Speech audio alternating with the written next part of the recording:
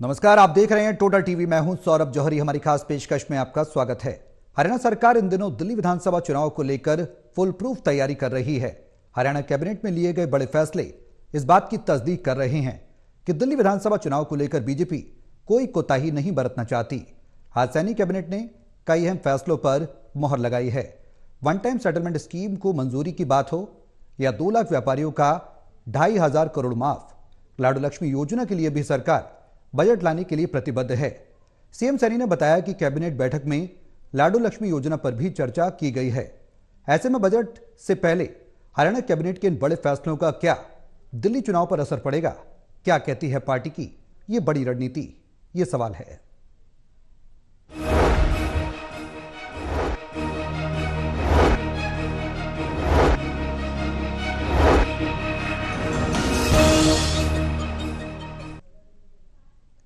तो बड़े फैसले हरियाणा सरकार के कैबिनेट में लिए गए हैं और लाडू लक्ष्मी योजना को लेकर भी सरकार प्रतिबद्ध है। वन टाइम सेटलमेंट स्कीम को भी मंजूरी दी गई है। दिल्ली विधानसभा चुनाव में अब बेहद कम समय बचा है।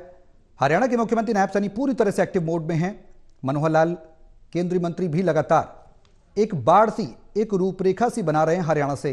आज दिल्ली विधानसभा चुनाव की एक समीकरण को तय किया जा रहा है कि पार्टी के पक्ष में जीत हो और आम आदमी पार्टी को कड़ी टक्कर बीजेपी यहां पर देती नजर आए।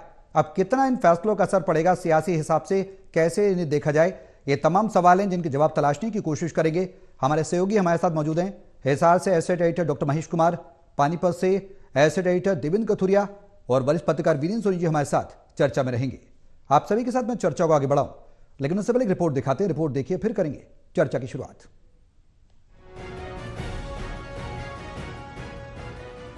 प्रदेश में तीसरी बार बनी बीजेपी सरकार के काम की स्पीड बढ़ी हुई दिख रही है। बृहस्पतिवार को हुई प्रदेश कैबिनेट की बैठक में कई फैसले ऐसे लिए गए जो विशुद्ध रूप से दिल्ली विधानसभा चुनाव को ध्यान में रखते हुए लिए गए हैं। सबसे बड़ा फैसला प्रदेश के 2 लाख व्यापारियों को राहत देने के लिए वन टाइम सेटलमेंट स्कीम को मंजूरी देना है। इस योजना में प्रदेश के 2 लाख व्यापारियों को 2,500 करोड़ की राहत दी गई है। दरअसल नायब सरकार की ये स्कीम व्यापारियों को राहत देने के साथ साथ सरकारी खजाने में पैसा लाने की भी है, क्योंकि सरकार पर चुनावी वायदे पूरा करने का दबाव है। किसी व्यक्ति के खिलाफ अगर 10 लाख रुपए तक की बकाया राशि वो करदाता के रूप में खड़ी थी, लिटिगेशन में था, हमने ये निर्णय किया है कि 10 लाख रुपए तक के नीचे के 10 लाख रुपए से नीचे के ऐसे सब जो लोग हैं उनको ये राहत दी गई है कि उनके मूल में से ब्याज तो पूरा माफ हो जाएगा, जितना ब्याज है वो तो माफ हो जाएगा, परंतु मूल में से भी 1 लाख रुपया वो कम किया जाएगा और उस मूल का भी 60% माफ कर दिया जाएगा, 40% मात्र उसने देना है। गौरतलब है कि प्रदेश सरकार की ये स्कीम व्यापारियों के समर्थन के लिए लाई गई है। दिल्ली में व्यापारी बीजेपी का कोर वोट बैंक रहा है, जिसे आपकी केजरीवाल सरकार तब अपनी लोकप्रियता और वायदों के प्रभाव में उड़ा ले गई थी। कैबिनेट की बैठक के बाद सीएम नायब सिंह सैनी ने वहां के पूर्व सीएम और सरकार पर सियासी निशाना भी लगाया है, क्योंकि चुनाव चल रहे हैं। क्योंकि मैंने कहा कि अगर आप इनको लाभ नहीं दे रहे, तेरा ही बनाए थे, वो कह रहा मैं आम आदमी हूं, उसको बोलता है ना, परंतु वो दूसरी साइड एक तरफ तो बोलता है कि मैं आम आदमी हूं, दूसरी तरफ BMW में घूमता है और एक शीश महल खड़ा कर लिया। मैंने कहा भी तय आम आदमी है, तेरा बनवाए थे हरियाणा में, तय आ जाओ रसी, मैंने उसमें आपको कहा था। गौरतलब है कि कैबिनेट की बैठक में मीडिया के लाडू लक्ष्मी योजना को लागू करने के सवाल पर सीएम थोड़ा असहज भी दिखे। बोले ये बड़ी योजना है, इसका प्रावधान बजट में किया जाएगा, इसकी तैयारी कई स्तरों पर चल रही है।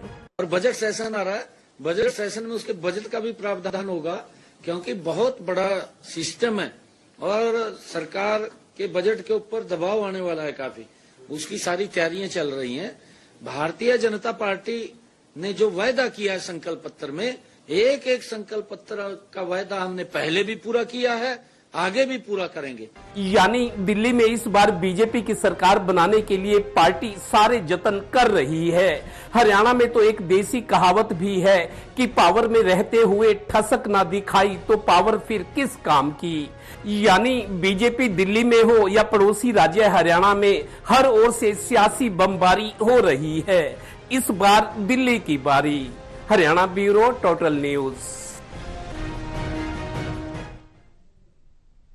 तो सैनी कैबिनेट ने आज कई बड़े फैसले लिए हैं। इन फैसले का असर, इन फैसलों का दिल्ली चुनाव पर कैसे पड़ेगा और कितना अहम इन फैसलों को माना जाए, क्योंकि जो पूरी मैराथन अगर देखी जाए अब तक जो कारगुजारी चल रही है पार्टी की, बड़े स्तर पर हरियाणा से दिल्ली की सियासत को साधने की कोशिश हो रही है। ऐसा पहले कभी नहीं देखा गया विधानसभा चुनाव में, खासकर दिल्ली के विधानसभा चुनाव में। देवेंद्र, शुरुआत में आपसे ही करना चाहूंगा, हरियाणा कैबिनेट ने आज बड़े फैसले लिए हैं, दिल्ली चुनाव पर कितने प्रभावी होंगे?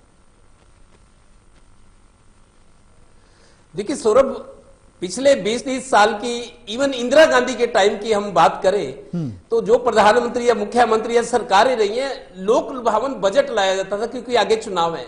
बजट के जरिए लोगों को भ्रम में डाला जाता था, लोक कल्याणकारी लोगों की रियायत दी जाती थी, मतलब बहलाया जाता था बजट के जरिए। लेकिन अब ये नए जमाने की राजनीति है कि अब आज जो कैबिनेट की बैठक हुई है हरियाणा में, ज्यादातर कई फैसले ऐसे हैं जो दिल्ली चुनाव को ध्यान में रखकर लिए गए हैं। जैसे व्यापारियों का देखिए, व्यापारी दिल्ली का एक ऐसा है, पूरे देश का व्यापार दिल्ली से होता है। बड़े बड़े आप सदर बाजार चले जाओ, दूसरी जगह दिल्ली, कई राज्यों का व्यापारी जो है वो दिल्ली से सीधा वास्ता रखते हैं। सब्जी की बात हो, एग्स की हो, कोई मतलब कोई भी ट्रेड हो, ज्यादातर व्यापार दिल्ली से होता है पूरे देश का। और व्यापारी जो था वो बीजेपी का एक कोर वोटर्स था तब तक, जब तक आम आदमी पार्टी या केजरीवाल का पदार्पण नहीं हुआ था। तो कोर वोटर को अपने तरफ खींचने के लिए दिल्ली में जो देखिए जो उपाय केंद्रीय स्तर पर, केंद्र सरकार के स्तर पर या पार्टी के स्तर पर है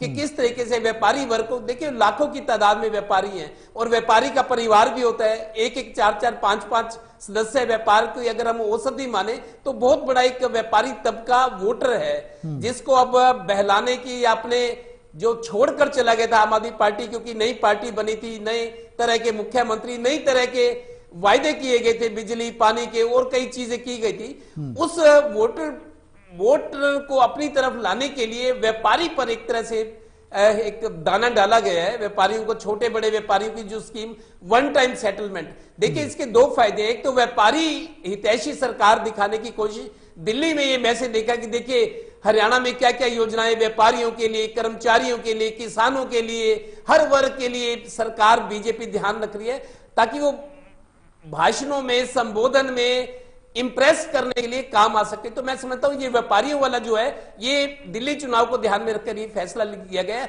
2500 करोड़ रुपए की रियायत दी गई है व्यापारियों को, जिनके कोर्ट में केसेस चल रहे सरकार के खिलाफ, सालों से केस चले। तो एक तो फायदा व्यापारी हितैषी दिखाने की सरकार की मंशा, और दूसरा इससे पैसा आएगा खजाने में। अब पैसे की जरूरत है, जैसा मुख्यमंत्री खुद भी मान रहे हैं कि बहुत दबाव है कई स्तरों पे। हम वो वायदा 2100 रुपए हर महिला को 18 से 60 साल की भी, वो एक बड़ा वायदा है जिसके लिए बहुत पैसा चाहिए, अरबों रुपए लगेंगे। आप देखिए करोड़ों से ज्यादा अरबों रुपए। अब पैसा कहां से आएगा? सरकार ने थोड़ी सी अब फाइनेंस मैनेजमेंट की बात है, तो दिल्ली चुनाव को ध्यान में रखकर, दूसरा जिस तरीके से कहा गया कि आप तो आम आदमी पार्टी के मुख्यमंत्री थे, आम आदमी पार्टी चलाते हो, अब BMW में घूमते हो, निशाना भी साधा है। इसके अलावा जो ये लाडो लक्ष्मी स्कीम है, उसकी मंशा जाहिर की गई है कि हरियाणा में शुरू करेंगे। अभी बजट है, दूसरे हफ्ते में बजट सेशन है हरियाणा का, फरवरी का, जनवरी खत्म होने वाली है। तो बहुत जल्दी उम्मीद करें महिलाएं, सरकार ने, मुख्यमंत्री ने जैसा इशारा भी किया है कि बजट में प्रावधान रखेंगे। अब देखते हैं सभी महिलाओं को 18 से 60 साल की ये 2100 रुपए हर महीना मिलते हैं या कुछ शर्तें रखी जाती हैं। अब फाइनेंस मैनेजमेंट खुद मुख्यमंत्री को देखना है, क्योंकि वित्त मंत्रालय उन्हीं के पास है। और अगर वित्त की गाड़ी पटरी से उतरती है तो जाहिर है मुख्यमंत्री को परेशानी होगी, पूरी सरकार को परेशानी होगी। देखते हैं अब बजट में क्या कुछ आता है। फिलहाल दिल्ली विधानसभा चुनाव को देखकर ये हरियाणा जो पड़ोसी राज्य है, बीजेपी की सरकार है और वहां बीजेपी सरकार बनाने की तैयारी है। इसी वजह से ये मेरे को लगता है कैबिनेट की बैठक भी हुई और फैसले लिए गए। अब महेश, जो कैबिनेट की बैठक में फैसले लिए गए हैं, पहला सवाल ये कि दिल्ली चुनाव पर इनका कितना असर देखा जाए, और दूसरा ये कि बजट को लेकर क्या कुछ उम्मीदें लगाई जा सकती हैं, क्योंकि प्रतिबद्धता तो हरियाणा को लेकर दर्शाई जा रही है, लेकिन कैंपेनिंग एक बड़े स्तर पर दिल्ली विधानसभा चुनाव की हो रही है।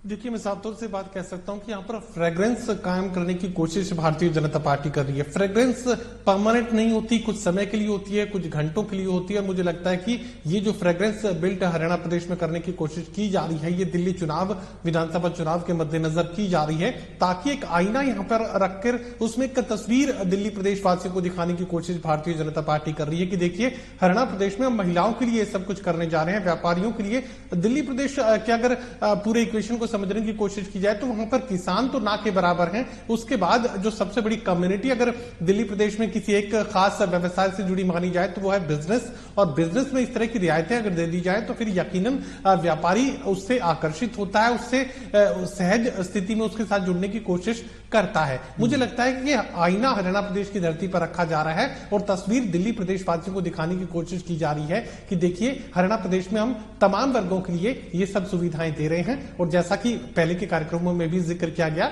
नायब सैनी दिल्ली प्रदेश में खड़े होकर ये कह रहे हैं कि केजरीवाल तो सिर्फ सरकारी स्कूलों में बेहतर शिक्षा की बात करता है, हमने हरियाणा प्रदेश में बिना खर्ची के, बिना पर्ची के गरीब के बच्चों को HCS लगाया है, हरियाणा सिविल सर्विसेज में जगह दी है, तमाम सरकारी नौकरियों में सीधे हम भागीदारी दे रहे हैं, उन्हें सरकारी नौकरियों के अवसर दे रहे हैं बिना किसी पर्ची के, बिना किसी खर्ची के, सिर्फ उनकी शिक्षा के आधार पर। तो मुझे लगता है कि ये बिल्कुल सही तरीका है इस बात को कहने का कि हरियाणा प्रदेश में तमाम जो घोषणाएं इस वक्त तक की जा रही है वो दिल्ली प्रदेश के विधानसभा चुनाव के मद्देनजर की जा रही है। लेकिन ऐसा नहीं है कि इन घोषणाओं का फायदा सिर्फ दिल्ली के चुनाव में होने वाला है। आने वाले वक्त में हरियाणा विधानसभा का जब भी चुनाव होगा या फिर लोकसभा का चुनाव होगा, भारतीय जनता पार्टी दरअसल अपनी जड़ों को हरियाणा प्रदेश में मजबूत कर रही है। और जिस तरीके से बीजेपी के लोग ये कहते हैं कि एक चुनाव जीतने के साथ ही हम अगले चुनाव की तैयारी शुरू कर देते हैं, तो यकीनन इस बात पर भरोसा किया जा सकता है कि भारतीय जनता पार्टी एक चुनाव जीतने के साथ ही अगले चुनाव की तैयारी शुरू कर देती है। अलग अलग क्लस्टर्स में किसी और दूसरे खास कार्यक्रम में हम ये जिक्र करेंगे कि किस तरीके से बड़े बड़े वोट बैंक जो है भारतीय जनता पार्टी हरियाणा प्रदेश में तैयार कर रही है, उसका जातिगत आधार भी है। और डिप्राइव्ड शेड्यूल कास्ट, जिस तरीके से लोकसभा चुनाव में हमने देखा कि कांग्रेस पार्टी की तरफ झुकाव SC वर्ग का था, लेकिन बाद में डिप्राइव्ड शेड्यूल कास्ट एक अलग से आरक्षण देकर उस बड़े हिस्से को, SC वोटर्स के एक बड़े हिस्से को तोड़कर भारतीय जनता पार्टी ने अपना एक पारंपरिक कोर वोटर में उसे तब्दील कर दिया। तो यकीनन ये बात कही जा सकती है कि अब व्यापारियों को अपने साथ जोड़ने की कोशिश भारतीय जनता पार्टी कर रही है। और पुराने वक्त में हमने बुजुर्गों से सुना है, वो इस तरह की बात किया करते कि भारतीय जनता पार्टी का जो नजदीकी संबंध है वो व्यापारियों से है, लेकिन हाल फिलहाल के वक्त में व्यापारियों से थोड़ा दूर भारतीय जनता पार्टी, उसका जातिगत आधार देखने को मिला। लेकिन अब एक बार फिर भारतीय जनता पार्टी उसी व्यापारी वर्ग को अपने साथ जोड़ने की कोशिश कर रही है। इसका फायदा न सिर्फ दिल्ली विधानसभा चुनाव में मिलेगा, बल्कि आने वाले वक्त में हरियाणा विधानसभा चुनाव, हरियाणा लोकसभा चुनाव को लेकर भी यहां पार्टी अपनी जड़ों को मजबूत कर रही है। गुजरात के पैटर्न पर भारतीय जनता पार्टी बार बार यहां पर जीत हासिल कर सके, उस सोच के साथ, उस तरह की एक बिसात के साथ यहां पर भारतीय जनता पार्टी अपनी जो है जड़ों को और ज्यादा मजबूत करने की कोशिश कर रही है, ताकि कांग्रेस पार्टी हो या कोई भी दूसरा विपक्षी दल हो, वो दोबारा से उभरने की कोशिश ही करना छोड़ दे। वीरेंद्र जी, जो फैसले आज कैबिनेट में लिए गए, सैनी कैबिनेट में, उनका हरियाणा पर कितना असर देखते हैं? और साथ ही दिल्ली पर और बयानबाजी का दौर भी चल रहा है, बयानबाजी में आरोप प्रत्यारोप चल रहे हैं। सीएम सैनी शीश महल से लेकर आम आदमी BMW में चलता है, ये तमाम सवाल उठा रहे हैं। दोनों सवाल मेरे आपसे सर, इसका सियासी तौर पर क्या फायदा बीजेपी को मिलने वाला है? आम आदमी पार्टी को डेंट लगने वाली, कितना नुकसान होने वाला है? इन फैसलों के बाद क्या लग रहा है सियासी पूरे घटनाक्रम को देखकर?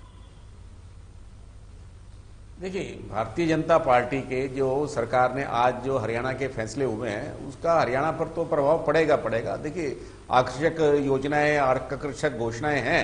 और देखिए, जहां तक दिल्ली के चुनाव की बात है, देखिए भारतीय जनता पार्टी शासित राज्य, चाहे हरियाणा हो, चाहे उत्तर प्रदेश हो, उत्तरांचल हो, राजस्थान हो, तो वहां भारतीय जनता पार्टी ये दिखाने की कोशिश कर रही है कि भाजपा शासित राज्यों में जो शासन व्यवस्था है वो कितनी सुदृढ़ है, वहां कितनी कल्याणकारी योजनाएं शुरू की जा रही है।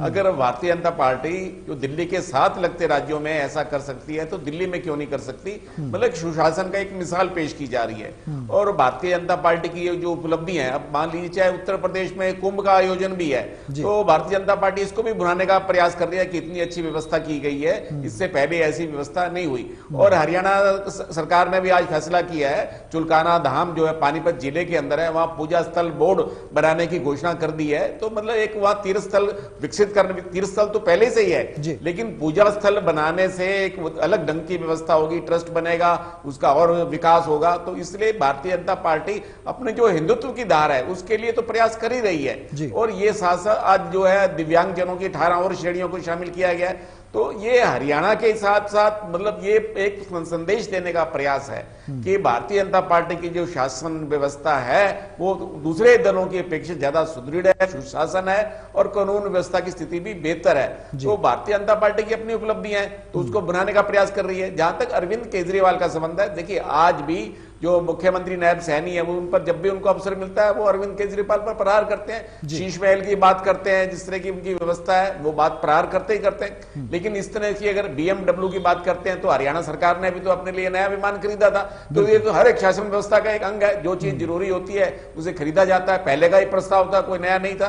तो इसलिए देखिए ये बात तो आरोप प्रत्यारोप तो चलती रहती है, चुनावी भाषण है वो चलते रहते हैं, क्योंकि एक दूसरे पर प्रहार करने से ही जो है कार्यकर्ताओं का मनोबल बढ़ता है और कार्यकर्ताओं का मनोबल बढ़ने के साथ साथ वो जी जान से जुटते हैं, मतदाताओं को प्रेरित करते हैं। और ये हरियाणा के जो आज के फैसले हैं ये हरियाणा के लोगों के हित में ही है। ये बात ठीक है कि लाडो लक्ष्मी जो योजना है उसमें बड़ी बाधाएं हैं, अभी उसके लिए व्यवस्था करनी है, बजटीय प्रावधान करने हैं। अब देखिए हिमाचल ने ऐसी व्यवस्थाएं की थी तो हिमाचल की सरकार दिवालिया होगी, वहां आर्थिक संकट पैदा हो गया। तो हरियाणा में इस स्थिति पैदा ना हो तो हरियाणा में पहले से ही प्रबंध करने की चलने की व्यवस्था है ताकि ये योजना भी लंबे समय तक चलती रहे। जो भी सरकार आएगी वो इस योजना को समाप्त नहीं कर पाएगी, तो इसलिए सरकार की आर्थिक व्यवस्था भी सुदृढ़ रहे। तो इस तरह के प्रयास किए जा रहे हैं। और जहां तक देखिए अब जहां तक इन फैसलों का राजनीतिक प्रश्न है तो भारतीय जनता पार्टी से बुलाने का प्रयास तो करेगी और जो विपक्षी दल है वो इस पर प्रहार भी करेंगे। भाई अगर आपने लाडो लक्ष्मी योजना शुरू करनी तो पहले से अभी तक क्यों नहीं की गई? जब आपका था कि चुनाव घोषणा पत्र में जिसको संकल्प पत्र है उसमें पहले से प्राथमिकता थी। तो भारतीय जनता पार्टी की अपनी व्यवस्थाएं हैं, विविधताएं हैं तो उस ढंग से लागू करेगी। लेकिन अलग अलग ढंग से सभी राजनीतिक दल जो है अपने आप को जो भी उनकी घोषणाएं होती है उन्हें भुनाने का प्रयास करते हैं। बिल्कुल, अब इन फैसलों का कितना फायदा होगा सियासी पटल पर दिल्ली विधानसभा चुनाव में देखने वाली बात होगी। बहुत शुक्रिया आप सभी का हमारे साथ इस चर्चा में शामिल होने के लिए।